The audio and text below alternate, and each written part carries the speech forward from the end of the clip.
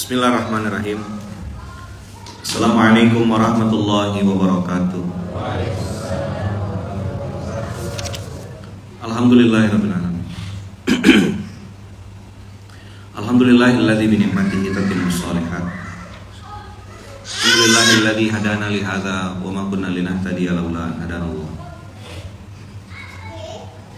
Asyhadu an la ilaha illallah wa asyhadu anna Muhammadar Rasulullah. Allahumma salli ala Sayyidina Muhammad wa ala ali Sayyidina Muhammad. Rabbi shrah li sadri wa yassir li amri wahlul 'uqdatam min lisani yafqahu qawli. Amma ba'd.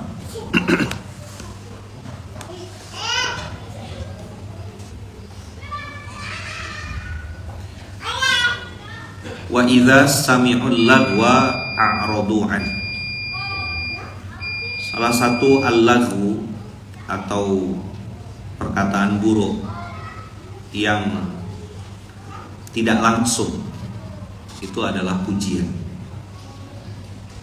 Hebat ente, selama ada ente ini jadi bagus. Itulah yang membuat Fir'aun itu tidak sadar-sadar. Terlalu banyak penjilat di sekeliling Fir'aun itu membuat Fir'aun akhirnya betul-betul lupa diri gitu. Hati kecilnya mungkin ya, orang-orang yang dijilat itu juga sedang ketakutan. Ini orang-orang yang sama aku nih benar-benar asli atau, tapi karena hampir tiap hari dipuji, tiap hari disanjung, tiap hari siap bos, siap komandan. Iya, kalau bahasa Jawanya geng-geng orang kepanggil. Itu membuat orang juga tidak sadar. Karena memang yang lebih melalaikan atau membuat terlena itu adalah pujian. Wa idza sami'ul lagwa a'radu anhu. Ketika ada orang yang memuji abang kakak berlebih-lebihan, cepat-cepat juga menghindar. Kalau kemarin saya bahas al-lagwu itu dalam dimensi caci maki, serangan betul-betul. Tapi ketika ketemu sama orang yang memuji secara berlebih-lebihan, saran saya juga berwaspadalah. Kenapa? Karena pujian itu juga sejatinya racun. Kiai Hasan pernah ngomong begini, kalau ada orang menikmati pujian manusia, dia sedang mengkorupsi haknya Allah. Itu kenapa di awal pembicaraan kita selalu kita disunnahkan untuk mengucap dan bertahmid. Bertahmid itu hamidallah. Hamidah itu artinya memuji. Sami Allahu liman hamidahu. Itu bacaan kita ketika dari ruku. Tidak menuju sujud nih, OTW sujud. Kepala sama kaki abang kakak sejajar di waktu sujud. Abang kakak kalau dipukul kaki atau ditendang kaki masih senyum kan? Tapi kalau kepala ditoyor gitu kira-kira marah enggak? Marah, walaupun dia siapa gitu. Kalau kepala dari main tuh kita rasa ini kehormatan kita gitu. Nah, tepuk kepala misal gitu, enggak boleh. Apalagi ini lagi viral nih kan, yang suami mukul istri. Ya saya harus katakan itu bukan laki-laki, itu labi-labi, biadab, jahat sekali. Memukul secara fisik jahat, tapi ada yang memukul secara kata-kata. Kamu tuh gak ada gunanya jadi istri. Itu kata-kata yang menyakitkan. Itu banyak faktor abang kakak. Pokoknya saya secara pribadi nonton video itu kan, astagfirullahaladzim, istighfar. Ini tidak benar. Tapi kemarin kita lihat ada istri bakar suami. Salah suaminya, salah main judi. Tapi istri bakar suami. Ayo kakak-kakak, betul tidak? Boleh dibenarkan. Maka kita tidak benci sama orangnya, perbuatannya yang kita dudukkan permasalahan itu pada tempatnya. Berapa banyak suami-suami yang baik sama istrinya, berapa banyak juga istri-istri yang sangat baik sama suaminya. Jangan digeneralisir. Satu laki-laki begitu, jangan sampai ada kalimat semua laki-laki sama aja. Kau mau enggak digitukan semua perempuan sama aja? Kan enggak bisa. Perbuatan yang kemarin kita kecam, kita ini kan. Tapi perempuan-perempuan juga Muhasabah, introspeksi. Laki-laki juga introspeksi, muhasabah. Dua-duanya, makanya di munzalan samara, sama-sama kena marah. Laki-laki yang begitu tidak benar dan salah. Istri yang bermaksiat juga salah. Jadi jangan hanya dipikir ada suami durhaka. Nah, saya mau bahas ada lagi kalimat yang melukai, dan itu lama sembuhnya. Melukai dengan kata-kata. Kalau kepukul fisiknya mungkin biru lebam gitu, sehari 2 hari sembuh. Tapi kalau kepukul hatinya, makanya saya pun berusaha gitu, abang kakak ya, ngejaga mulut ini gitu. Hati-hati. Saya bilang sama kawan-kawan, "Hai perempuan, jamu, jaga mulut, jaga mulut." Kita berlaki-laki, jaga mulut juga. Ada kata-kata yang menyakiti hati perempuan itu. Itu lama sembuhnya. Maka saya, salah satu doa saya sekarang ini kan, saya punya anak 2 perempuan. Ya Allah, saya bilang, lindungilah anak keturunan saya. Hadirkan dan kasih suami yang baik ya Allah. Suami yang takut sama Engkau. Karena nanti anak saya akan diambil orang dua-duanya. Akan datang. Jadi kalau nengok nasihat pernikahan ketika seorang bapak menikahkan anak tuh, saya bilang, pantas. Kan berat sekali air mata ayah tuh turun kan. Macam saya gampang nangis orang kan. Cuman nanti nikahkan. Ini sekarang mereka udah mulai punya dunianya. Maka kalau abang kakak yang belum terlalu kuat menghadapi kata-kata yang menyakiti, akan jauh lebih baik untuk menghindar. A'radu anhu, qalu lana a'maluna walakum a'malukum. Fokus sama apa yang sedang dikerjakan.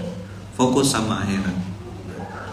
Kemarin udah dibahas sama Sa'di, akan innaka la tahdi man ahbabta walakin Allah yahdi man yasha. Kau enggak bisa ngasih hidayah kepada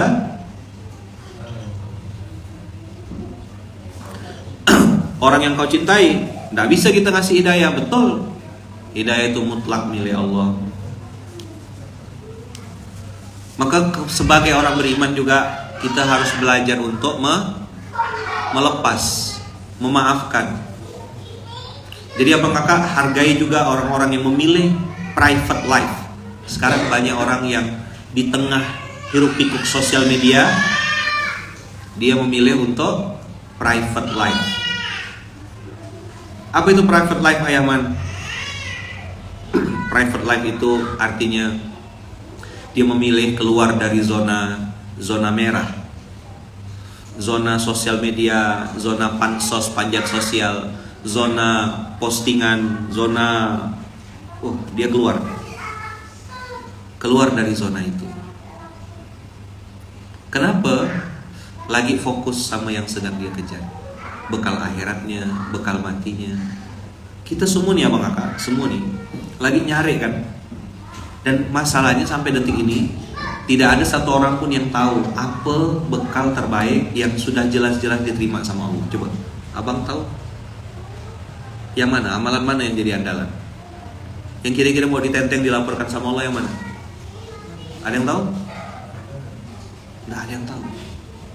Bisa jadi abang kakak, amalan kecil yang kita tidak pikirkan itu yang menyelamatkan kita. Maka kemarin saya baca di tulisan salah satu guru itu, beliau mengatakan begini,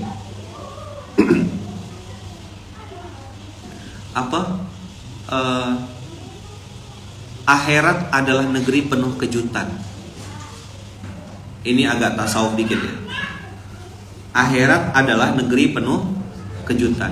Berapa banyak orang nanti di akhirat yang menyangka amalnya banyak, ternyata zong, kaget dia, loh, tidak ada. Tapi juga berapa banyak orang yang hari ini dia pikir hidupnya biasa aja, tidak ngapa-ngapain.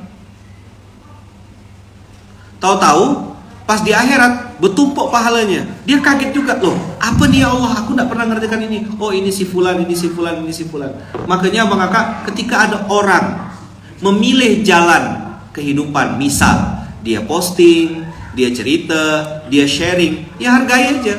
Oke, tidak ada masalah, silakan. Tapi jangan juga mencaci maki yang diam, yang silent. Paham tidak kira-kira nih?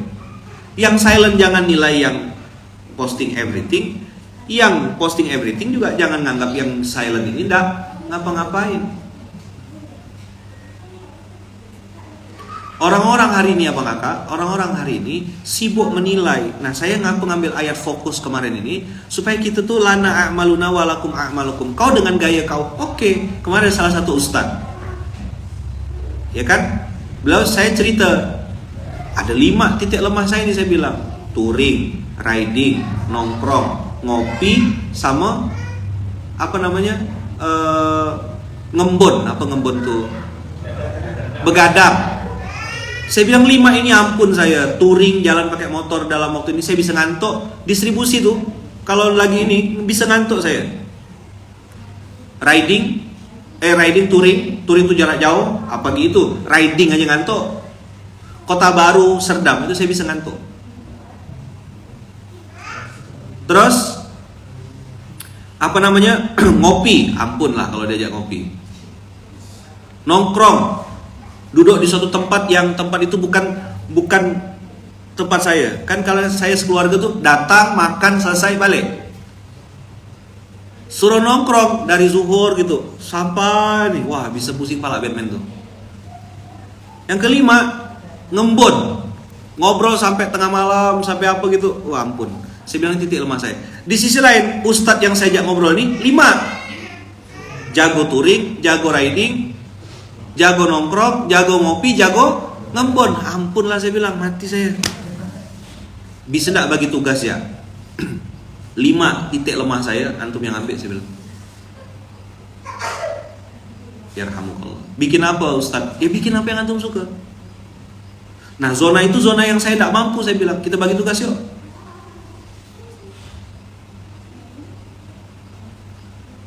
Ini pentingnya fokus di lana a'maluna walakum a'malukum. Nah, poin penting yang udah 20 menit ya, saya mau fokus ya nih. Padahal ayatnya habis ini kan saya bosan saudara ya. Nah, biar saudara yang habiskan nih.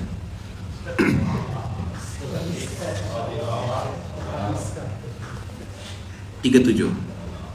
Al-Ahzab 33-37. Ada satu kata kunci yang saya mau tekankan sama antum.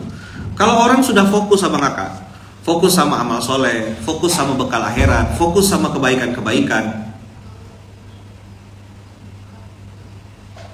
fokus sama bekal surganya, fokus juga sama hatinya. Apakah aku ini udah ikhlas? Dia tidak nilai hati orang lain ikhlas atau enggak. Fokusnya pada diri sendiri. Udah ikhlas kok.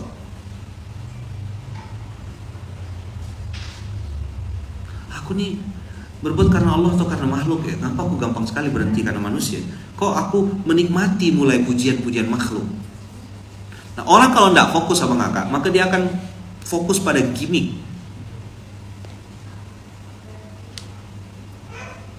Lihat.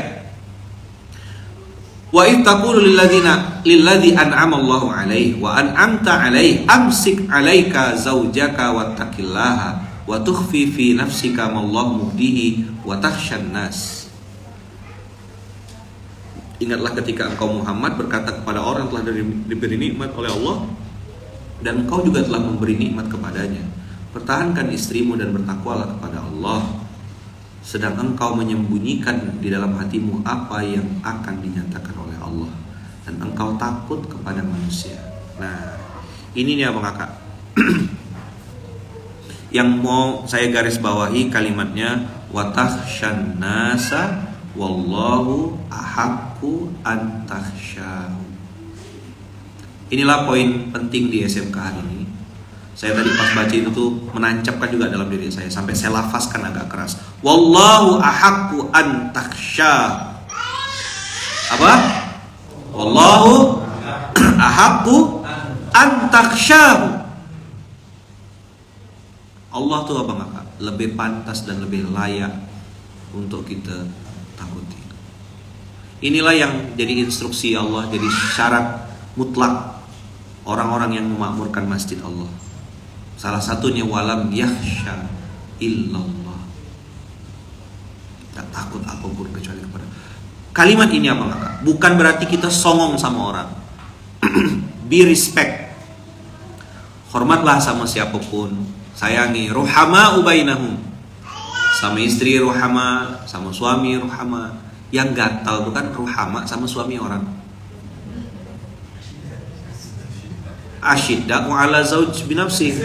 Giliran sama suami orang, assalamualaikum Ustaz, masya Allah Ustaz. Tengok bibir tuh, kayak menahan nano tuh. Giliran sama suami seorang, la haula wala quwata illa billah. Tapi itu tidak ada di sini, tenang, tidak ada ya, tenang, tidak ada. Yang nonton solehah semuanya. Yang nontonnya apa? Solehah semuanya. Begitu juga suami-suami sama istri orang. Ya ukhti, masya Allah ibu, silakan bu. Sama istri seorang, ya Allah. Kau nih pakai kau tua, pakai kaki nunjuknya. Saya tahu banyak yang nahan-nahan luka nih. Jangan generalisir. Suami yang disakiti istri banyak, istri yang disakiti suami juga banyak. Suami yang baik sama istri banyak, sebagaimana istri yang baik sama suami juga banyak. Dah, fair. Kalaupun ada yang jahat sama istri, itu oknum, tapi sekampung.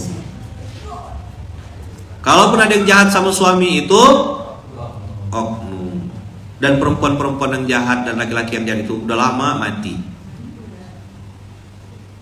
Fair ya?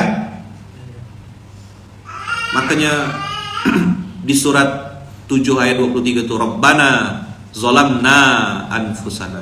Dua-duanya mengatakan kami sedang menzolimi diri kami sendiri. Rabbana zolamna anfusana. Wallahu ahaqqu an takhshahu. Ya, 1 2 3. Wallahu ahaqqu antakhsha. Kalimat ini abang kakak ke dalam, bukan untuk jumawa, sombong. Saya kemarin ngobrol sama salah satu abang. Saya bilang, saya insya Allah gitu ya, sedang melatih diri saya untuk tidak takut kepada makhluk, termasuk ancaman-ancaman makhluk. Karena saya amat sangat yakin abang kakak, amat sangat yakin Allah tahu mana yang hak, mana yang batil, mana yang benar, mana yang salah. Allah tahu. Ancaman manusia itu biasa. Berapa kali Nabi Muhammad diancam mati? Berapa kali Nabi Musa diancam mati? Bayinya saja sudah menggetarkan istana Fir'aun. Fir'aun tuh berpikir bahwasanya anak bayi laki-laki itu nanti akan menghancurkan dia. Dipikir-pikir, cari bayi laki-laki, matikan. Bayi laki-laki matikan. Ternyata bayi dia yang dibawa ke rumahnya oleh istrinya, itu yang mematikan dia. Tapi ingat abang kakak, Musa tidak tenggelam. Fir'aun tidak tenggelam oleh pukulan tongkat Musa, tidak mati oleh tangan Musa. Fir'aun tenggelam karena laut. Fir'aun itu ditenggelamkan Allah di dalam laut. Wallahu ahaqqu an takhshahu. Allah tuh lebih berhak untuk kita takuti. Allah berhak itu tancapan ke dalam abang kakak. Setiap hari kita latihan. Ya Allah, jadikanlah engkau lebih aku takuti daripada apapun di dunia ini. Ya Allah, jadikanlah engkau lebih saya takuti daripada apapun. Ancaman istri, ancaman suami, ancaman anak. Maka saya pernah bilang di atas panggung itu, saya bilang kalau di hati kita cuma ada Allah dan Rasulnya, pasti hidup kita tenang. Penjara yang disebutkan orang atau penjara yang ditakut-takuti orang itu abang kakak, itu kan penjara fisik, bukan penjara hati. Ada enggak orang yang fisiknya bebas tapi hatinya terpenjara? Ada? Tiba-tiba mundur gitu misalnya. Apa ya? Ngomong apa nih? Oh, tukang parkir ya. Mundur pak, mundur pak. Mundur. Oh ya, baju kuning mundur dulu ya. Tolong baju kuning.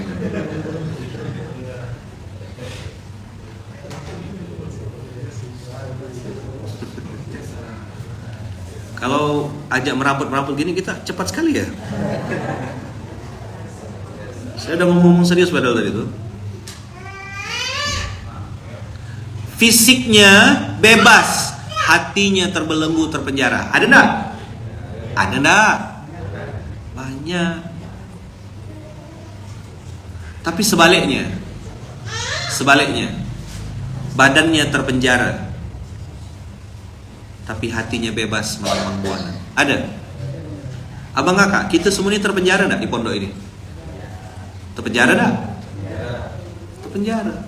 Adam nih kalau mau tebar-tebar pesona di kampus gitu, bikin pantun misalnya, buah lakum dalam peti, assalamualaikum ukhti. Oh, kelompok-kelompok ukhti-ukhti itu.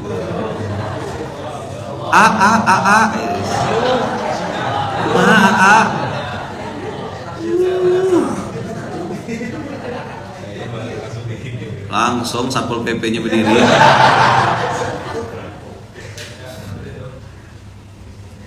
Kan udah terpenjara, udah nggak bisa kemana-mana, nggak bisa ngapa-ngapain, ya kan? Kemarin waktu saya ngawal Ustadz Dasat, saya bawa Fayat, terus Oji bawa Ivi. Oh, kata Ustadz Dasat, memang orang Pontianak, nggak dipercaya sama istrinya. Hah? Maksudnya gimana Ustadz? Tuh bawa CCTV 2, kata saya. Nggak sampai otak saya. Jadi saya bawa Fayat, Oji bawa Ivi. Dibilang tidak dipercaya sama istri karena bawa CCTV. Walah. Saya berpikir bawa Fayat itu supaya ada kaderisasi. Dia tahu kan, kemarin dia baru milad 11 tahun. Saya bilang, Bang Fayat, nanti Bang Fayat makin besar, makin tua, bentar lagi nih Bang Fayat balik, ikut ayah, nengok cara bagaimana rasanya jadi ayah, ngawal Ustadz. Saya bilang dari subuh sampai ini telepo Fayat, ada waktu ya tidur Fayat. Gimana rasanya jadi ayah? Senyum, nggak bisa ngomong. Sama Ustadz Dasat di roasting saya. Oh, Ustadz Lukman nggak bisa. Memang orang Melayu, kata beliau nih, takut sama istri. Kalau orang Bugis nggak takut sama istri. Terus Ustaz saya bilang, cuma istri kami lebih berani daripada kami, katanya.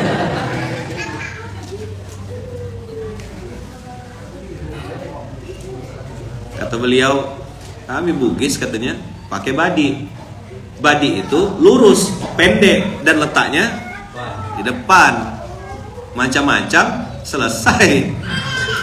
Beliau cerita nenek beliau kemana-mana masih pakai badi dulu tuh, letak sini depan. Jadi itu bagian dari asal simbol. Jadi sudut pandang itu bisa beda. Kita bawa anak niatnya kaderisasi, orang lain memandang bawa anak sisi TV. Ini Sasandi 3 CCTV-nya lah. Makanya baby suruh duduk situ, baru disebut akhi AA, udah. Wes. Karena sedang-sedang nggak hari ini nih, udah bilang lah kita ini udah punya istri. Dia dengan santai bilang, jadi yang kedua nggak apa-apa kok Ustaz. Hah? Maksud kau? Kau tak tengok yang samping aku tuh kayak gimana?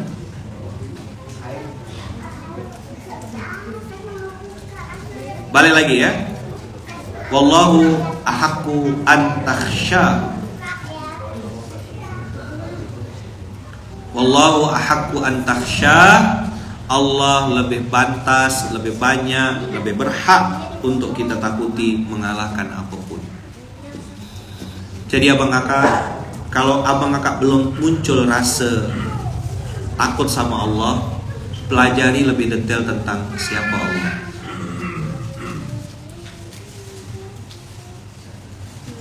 Ustadz, tunangan saya nggak mau sholat dan kewajiban lain, jadi saya harus gimana? Pindah, ganti calon suami. Allah ya ditinggalkannya bagi kau. Inilah awal-awal benih kau nanti kena KDRT. Saya mau pesan sama perempuan-perempuan ya, kalau laki-laki nggak sholat, kau jangan mau dinikahi, jangan mau. Calon istri Ustadz, tinggalkan, cari perempuan lain, macam tak ada perempuan di dunia ini. Sholat dia tidak mau, Allah aja dia tinggalkan, apa kau mau nanti bawa beban berat-berat. Suami itu nanggung beban istri, nanggung dosa istri juga. Kasih tahu ya kan. Maka bahasa anak sekarang, jangan ya dek ya. Apa? Jangan ya dek ya. Kan baru tunangan, belum halal. Nikah pun kalau memang berkali-kali sudah diingatkan dan tidak mempan-mempan, cerai. Jelas?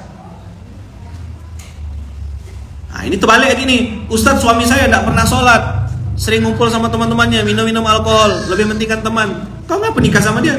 Lagi mabuk kau? Atau kau juga pelakunya? Kalau misalnya dulu sama-sama gila, terus salah satu diantaranya nih taubat duluan, ya kan? Maka bersabarlah, kasih waktu, kasih deadline, tunggu. Saya pernah ceritakan, Asia itu suaminya ngaku Tuhan. Apa kalimatnya kemarin? Suami saya bukan Fir'aun. Coba bilang. Semoga Allah kasih hidayah. Insya Allah lebih baik, lebih taat.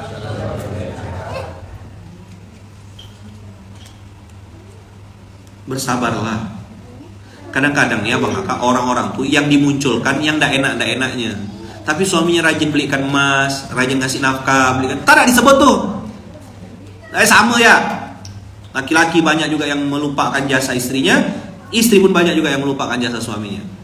Tapi hadis yang pernah saya dapat dari baginda Rasulullah sallallahu alaihi wasallam, Allahumma shalli wa sallim alaihi, itu hadis tentang istri yang banyak masuk neraka.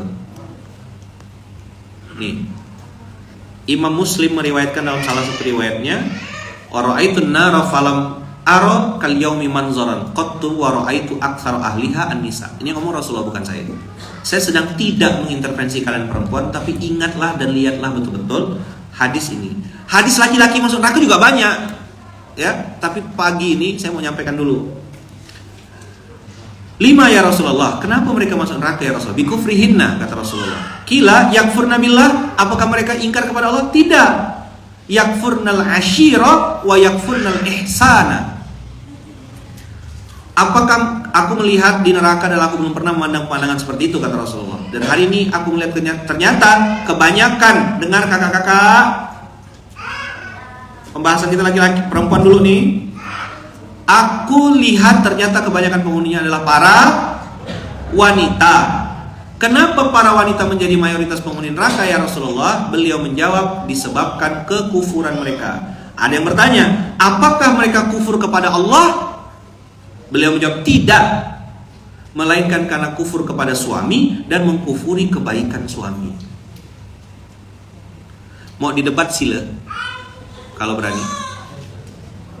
Tapi saya di Samara bilang sama Adam, proporsional. Kita tidak hanya bahas hadis-hadis yang menguntungkan tanda kutip si laki-laki. Kita juga kasih tahu ada hadis-hadis utama tentang fadilahnya para perempuan yang modalnya cuma 4. Salat, zakat, jaga aurat, taat sama suami.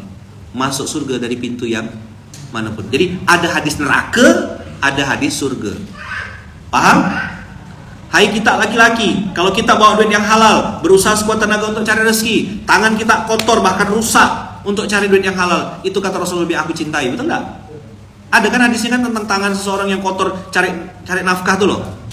Itu luar biasa para laki-laki. Tapi kalau kita menzolimi istri, tidak wa'ashiruhunna bil ma'ruf, tidak memperlakukan perempuan dengan baik, ya kan?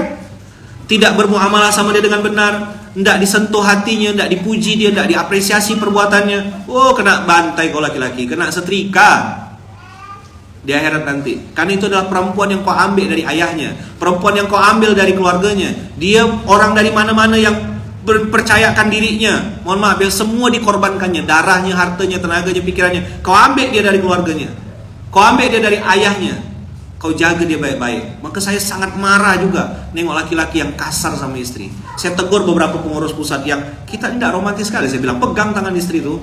Satu, romantis. Yang kedua, dia tidak merayau kemana-mana kalau ke mall.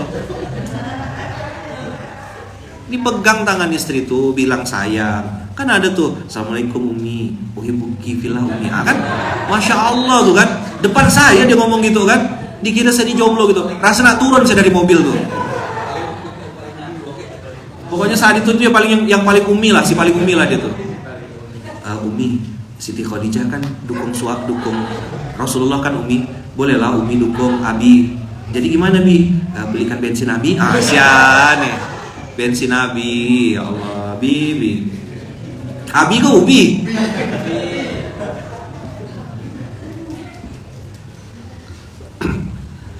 Mereka kufur terhadap kepada suami dan kufur kepada kebaikan suami. Seandainya engkau berbuat baik pada salah seorang istri kalian pada suatu waktu, kemudian suatu saat dia melihat, dia itu perempuan ya, melihat darimu dari suami ada sesuatu yang tidak berkenan di hatinya, niscaya dia berkata, aku sama sekali belum pernah melihat kebaikan darimu.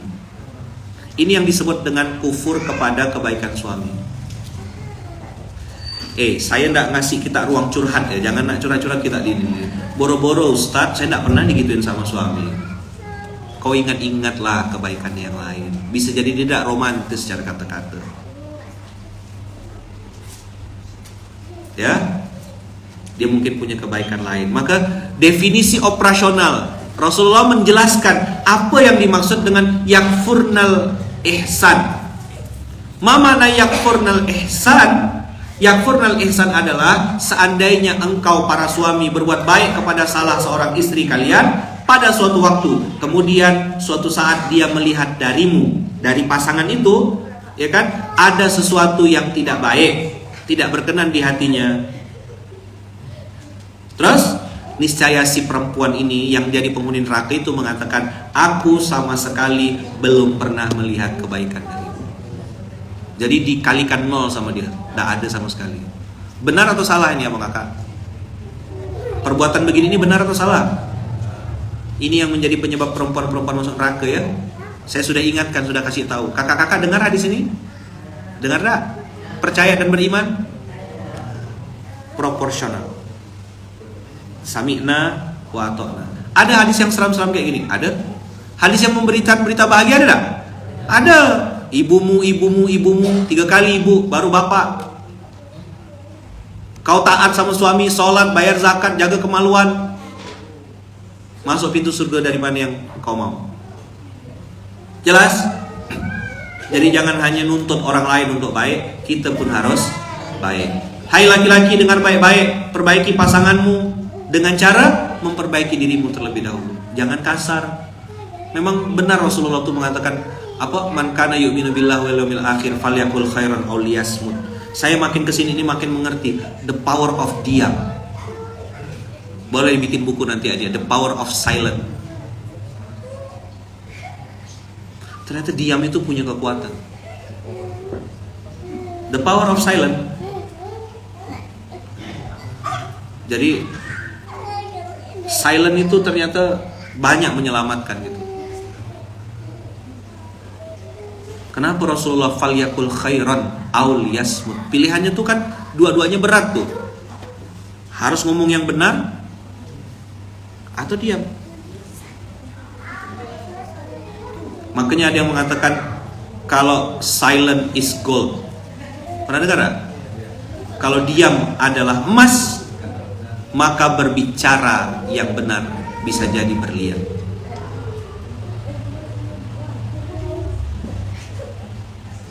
Seorang suami sedang memuncak kekesalannya, dia punya 5 huruf di ujung mulutnya.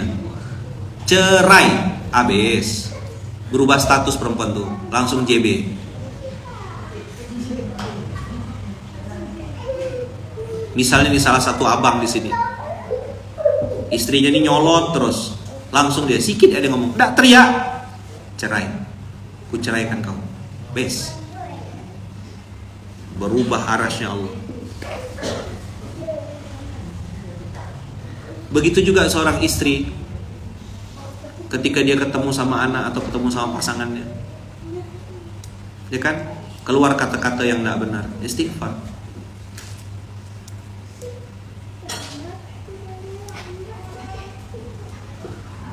Kakak ini kayaknya lagi perlu healing kayaknya. Nah, marahi juga Ustadz para laki-laki. Baru ikut SMK ya? Tiap hari laki-laki itu marah.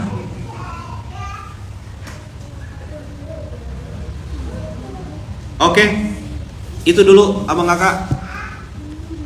Akan dilanjutkan sama Ustaz Sudar. Bukan itu saja ya, itu dulu. Kita di Munzalan ini insya Allah menyampaikannya dari dua sisi. Tidak hanya laki-laki saja yang dikasih tahu, diperingatkan, saya juga kasih peringatan untuk para perempuan.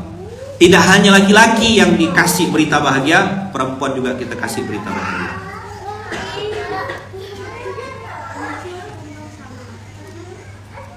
Oke. Insya Allah Bang Aka akan dilanjutkan oleh Ustaz Sudar. Ada yang nanya, kenapa Yaman cepat balik sekarang? Ini kaderisasi. Saya sudah 45 menit juga, ya kan? Mana cepat? Mana lama? Itu 45 menit lumayan lama, ya. Makanya sekarang ganti.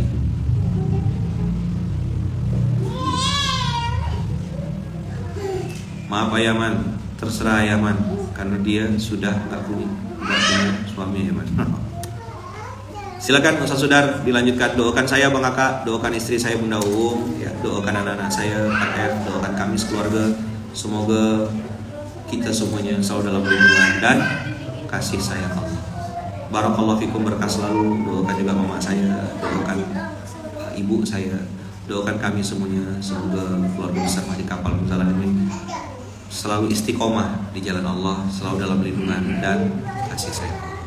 Selanjutnya silakan Ustaz Sudar melanjutkan materi pada pagi hari ini. Barakallahu fikum. Assalamualaikum warahmatullahi wabarakatuh. Padahal Ustaz Sudar, saya izin ya Bang Kakak ya. Ya. Izin ya semuanya. Oh ya. Sip. Mustamir. Siap. Bismillah. A'udzubillahi minasyaitonir rajim. Bismillahirrahmanirrahim. Assalamualaikum warahmatullahi wabarakatuh. Alhamdulillahirabbil alamin. Allahumma shalli wa sallim wa barik wa an'im ala sayyidina Muhammad wa ala alihi wa sahbihi ajma'in. Abang Aka rahimakumullah, alhamdulillah tadi kita sudah mendengarkan arahan dari Al-Ustaz Al-Hakim perihal banyak hal di situ. Saya coba rangkum menjadi sebuah ayat, menjadi sebuah kumpulan yang dikemas dalam sebuah ayat, terutama di kata-kata zakat. Misalnya di surat Al-A'la yang tadi kita salat subuh berjamaah, di sini kita bisa mendengarkan sang imam membacakan surat Al-A'la. Kemudian masuk ke ayat 14, ada ayat Qad aflaha man tazakka. Surat Al-A'la surat ke-87 ayat yang ke-14. Qad aflaha man tazakka, sungguh beruntung orang yang menyucikan diri. Banyak sebenarnya ayat-ayat seperti ini. Kalau kita lihat surat Asy-Syams ayat yang ke-9, kurang lebih juga redaksinya sama. Qad aflaha man zakkaha, sungguh beruntung orang yang menyucikan jiwanya. Orang yang menyucikan jiwanya berarti dia dulunya pernah kotor. Berarti dia dulunya pernah berbuat salah, pernah berbuat maksiat, pernah berbohong, pernah menyakitkan dan menyakiti, pernah salah dalam bersikap. Pokoknya dia pernah melakukan sebuah kesalahan yang dia pernah lakukan selama hidupnya. Kemudian dia kembali kepada Allah, mencoba untuk menyucikan dirinya. Maka aflaha man tazakka, beruntung sekali orang yang menyucikan dirinya. Orang yang sedang berjuang menyucikan dirinya, yaitu hatinya, jiwanya, itu susah ditembus dengan pujian. Susah tangannya untuk menempeleng wajah seorang istri, susah. Bagaimana mungkin orang yang hatinya sedang dicuci oleh Allah, disucikan oleh Allah, kemudian menggerakkan telapak tangannya ataupun kakinya ke perempuan yang harus dimuliakan? Mustahil.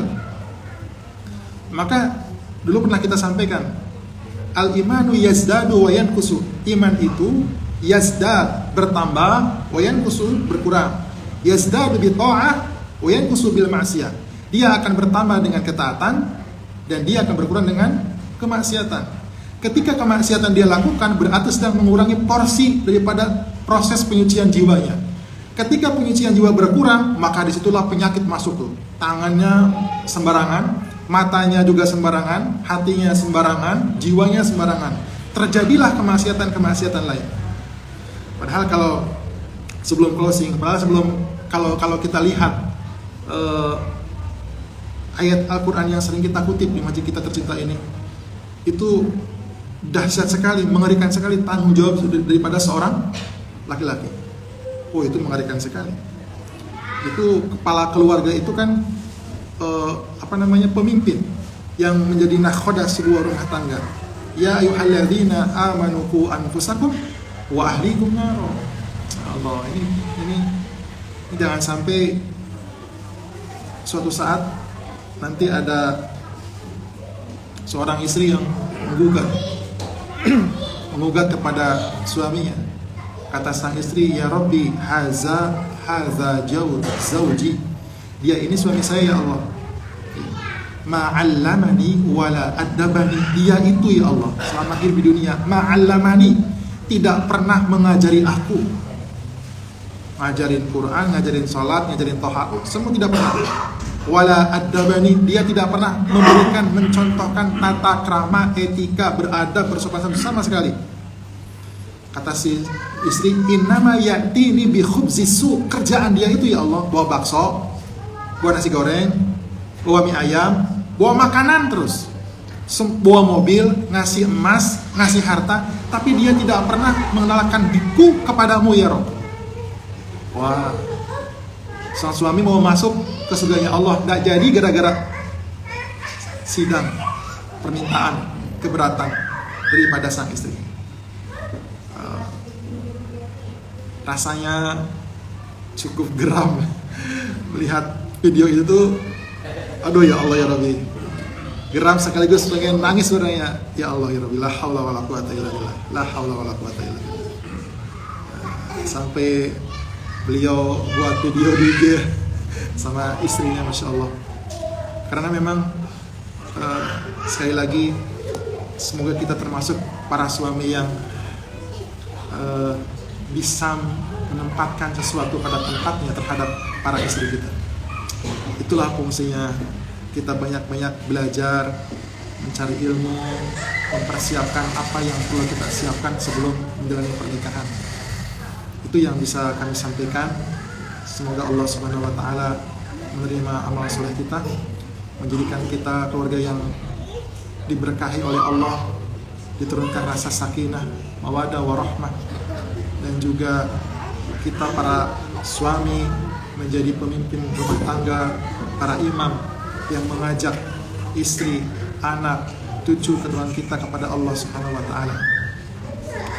Barakallahu fikum. Rabbana taqabbal minna innaka antas samiul alim wa tub alaina innaka antat tawwabur rahim.